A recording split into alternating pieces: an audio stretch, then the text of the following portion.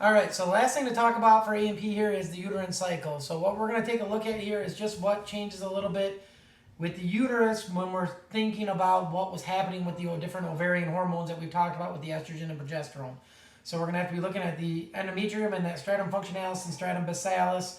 We're going to be talking about the same 28-day cycle, but instead of kind of those parts of the follicular, ovulatory, and luteal phases, we're going to be looking at them slightly differently. And we're actually going to start kind of part way into this one here. So really, when you're looking at this, if you're actually looking at the 28-day cycle, the first 5 days are actually the menstrual phase. Then we have the proliferative phase and the secretory phase. So when we usually explain it, we actually start with the proliferative phase because it's a little bit easier to explain what's going on here. So if you remember, by about day 6 or 7, you've released FSH and LH, and you've had those granulosa cells starting to make estrogen.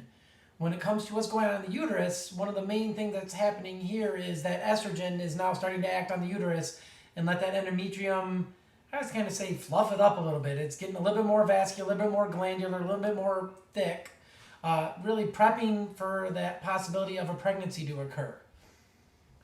On the second half of this, as that corpus luteum, now after the egg cell has been ovulated, it's going to take it about 7 days to work its way down to the uterus. If it was to actually implant, it would have been fertilized right after it was ovulated in those first few days. But what's happening, at least with the ovary, is now the corpus luteum is formed and it is churning out a bunch of progesterone. That acts even more strongly on that stratum functionalis to thicken it more and get way more blood supply to it. And at this point, if a pregnancy were to occur, it would implant into this one, and it's then that is going to start sending signals in terms of that HCG to maintain the corpus luteum and maintain the progesterone and therefore maintain the uterus. If no pregnancy occurs, what we're going to have happen is the progesterone levels are going to plummet because we had nothing maintaining the corpus luteum. Sooner or later, they drop low enough.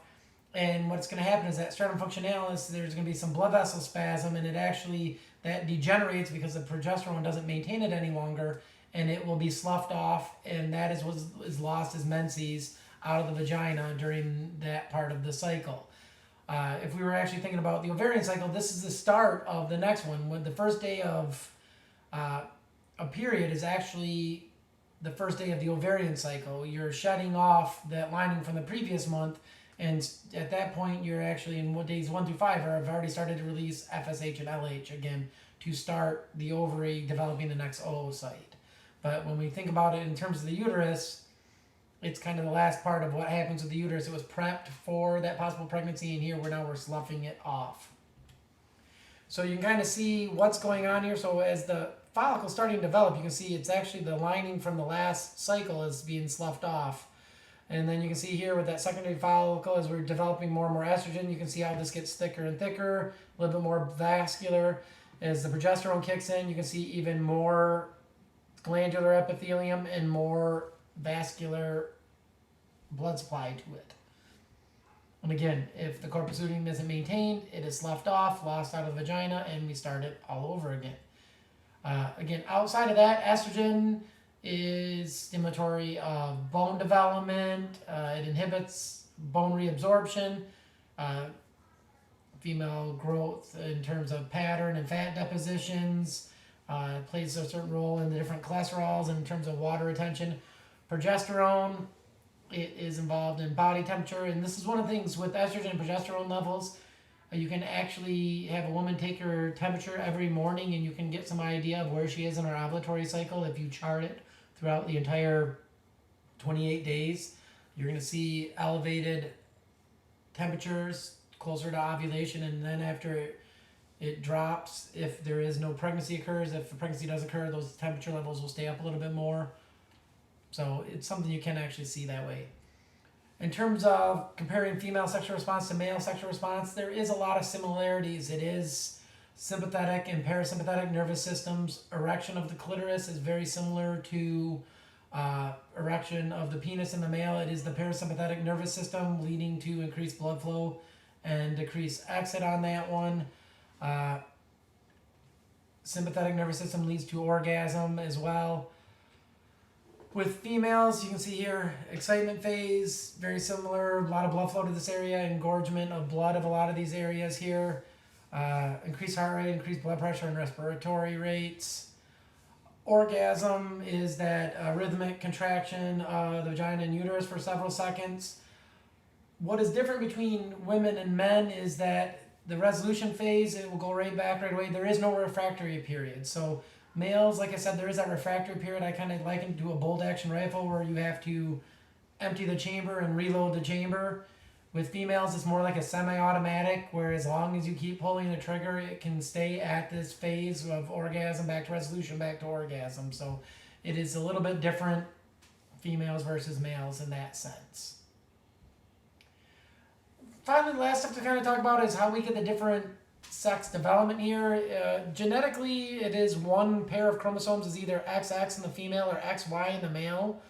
And again, this is determined by the sperm cell and which one it has. Males are XY, so they can give either an X or a Y chromosome in terms of those sex cells. So it is the sperm cell that is actually determining which sex the baby might be. Phenotypically is that external genitalia. Generally, genetic and phenotypic match up, and that starts to really become apparent around the 7th week of development. What we can see is there is outliers on this, where there is sometimes somebody can be an XY and actually have female genitalia, phenotypic sex. So there is some differences with that in terms of sometimes things like testosterone insensitivity or other issues with that, different aromatase things that do not function correctly. It is part of that Y chromosome. There's a particular gene on there. It is in females not expressed. Sometimes if somehow this does not get activated, I wouldn't say female external genitalia is the default, but if for some reason the male was XY and this gene doesn't get activated or the cells are non-responsive to it, they will develop phenotypically female. All this development comes from these particular certain structures, and what you'll see on this one, and I'm not so worried, like the genital ridges form this, primordial germ cells do whatever else here. But what we're going to see is all these different parts here, they form certain parts of the male and female. And what is kind of interesting, you get development of certain things in the female and degeneration of others. In the males, it's kind of the opposite. But what is really kind of interesting here, there is the SRY proteins, those are those Y chromosome ones here. They will cause that male development to take place. There is no proteins produced in the female, and because of that, they have certain structures that take that are formed instead. Like I said, with the male, this gene gets turned on. It influences the gonads to become testes, the other cells to start producing those things, and inhibits the development of those structures that would become female. The best way to kind of show this is really, and this kind of talks about what develops from those mesonephric ducts and how they make the different parts of the male reproductive system, and how that gubernaculum is going to help guide the testes to the scrotum. What I was saying is kind of interesting, and let me just jump ahead to this, is this kind of shows you at week 6. You can kind of see that it's kind of somewhere in the middle. Males, the certain genes turn on, develop in a certain way. In females, it's going to kind of go the other way, which leads to the production of the penis in the males or the vulva in the females. And again, it's coming from these same starting structures, these same stem cells or undifferentiated areas.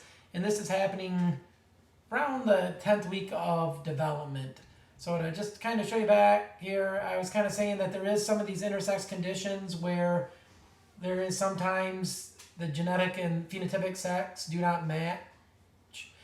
Sometimes there is issues with development and they do not finish their development, and you get genitalia that are, they may be genetically male or female, but the genitalia are somewhere kind of in the middle because the development didn't complete correctly. And again, there is certain things with XY, genetically male, but phenotypically looking female. from either lack of male hormones during development, insensitivity to testosterone. You can get XX females, at least genetically, that have male genitalia on the outside. And again, it's maybe if the fetus was exposed to androgens or some type of adrenal overgrowth. These ones can lead to those type of conditions. So again, there is kind of this spectrum that we could talk about with genetic versus phenotypic, and again, and that's not even to bring into identification in terms of mentally what somebody feels they are or other stuff like that. So, but this is just kind of talking a little bit about just genetics versus phenotype. But again, similar starting structures, and you can kind of see that the development takes place from one structure to the other depending on which genes are turned on or off.